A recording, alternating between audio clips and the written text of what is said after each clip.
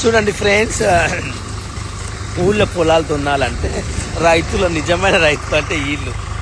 ఇదిగో నిజమైన రైతు అంటే ఈయన, పల్లె ప్రశాంత్ కాదు. ఇదిగో నిజమైన రైతు అంటే ఈయన.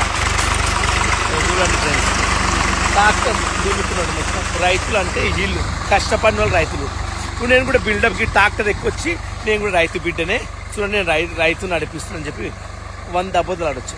అలాంటి అబద్ధాలు ఆడను. నేను రైతునే కాదని చెప్పట్లేదు, కానీ నాకు పొలం పని రాదు, ఆ ట్రాక్టర్ నడిపేనికి రాదు, నాకు కారే రాదు చక్కగా.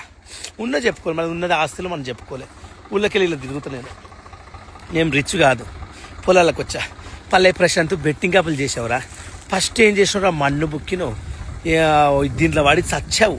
ఇట్లా మన్ను ముక్కి నువ్వు బెట్టింగ్ యాప్లు చేయడం ఎంత నేరం తెలుసా? దొంగనా కొడుక. టైటిల్ దెంగి పైసలు కూడా దెంగినావు. పల్లె ప్రశాంత్ ఈయన రైతు అంటే ఈయన, నేర్చుకో.